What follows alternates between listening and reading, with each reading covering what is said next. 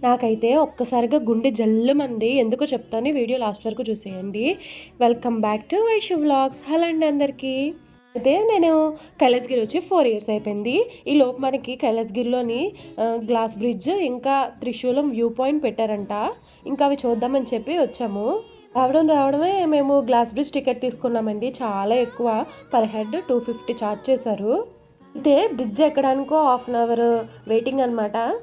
ఈ సాక్స్ లాంటివి ఇచ్చారు, అవి వేసుకొని వెళ్ళాము. కాకపోతే మనకి ఎక్కేటప్పుడే కింద చూడకుండా వెళ్ళండి అని చెప్పారు. అందుకని చెప్పి బీచ్ వ్యూ ఎంజాయ్ చేస్తూ వెళ్ళాను. దాకా వెళ్ళిపోయాక ఒక్కసారి అది షేక్ అయిందండి. ఇంకంతే గుండె జల్లుమందనమాట.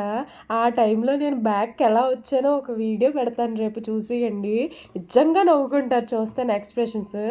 తెలియకుండా మా ఫ్రెండ్ అయితే క్యాప్చర్ చేసింది. అయితే ఇంకా ముందుకొచ్చేసాము. పిల్లలనైతే పార్క్‌లో ఆడుకుంటున్నారు.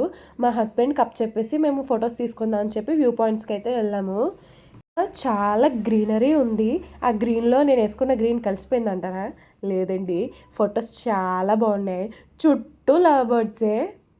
చూడలేక చచ్చామనుకోండి. అయితే ఇక్కడ ఫొటోస్ కూడా తీసుకున్న తర్వాత ఇంకా మనం అన్నీ చూసేసాం కాబట్టి ఇంకా డైరెక్ట్‌గా కైలాసగిరి వ్యూ పాయింట్ అది చెప్పాను కదా! త్రిశూలం పెట్టారని చెప్పి, ఆ త్రిశూలం చూడడానికైతే బయలుదేరిపోయాము.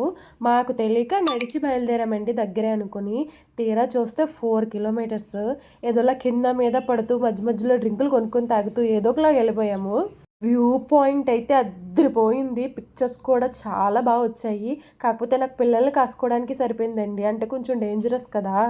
మా వోళ్ళేమో కంట్రీ వాళ్ళు కామ్‌గా ఉండరు. వాళ్ళని కాసుకోవడం, పిక్చర్స్ దిగడానికి అలాగా చాలా టైం అక్కడే ఉండిపోయాము. ఇంకా అప్పటికి చేయలేదు మేము. మార్నింగ్ నుంచి కూడా ఏం తినలేదు. 7:30కే బయలుదేరిపోయాం కదా!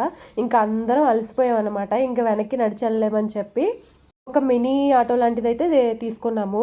అది మామూలుగా తీసుకురావడానికి 300 తీసుకుంటారండి. మేమింకా ఏమని చెప్పి వెళ్ళడానికి 300కి పే చేసి వెళ్ళామనమాట. నెక్స్ట్ ఏమైందో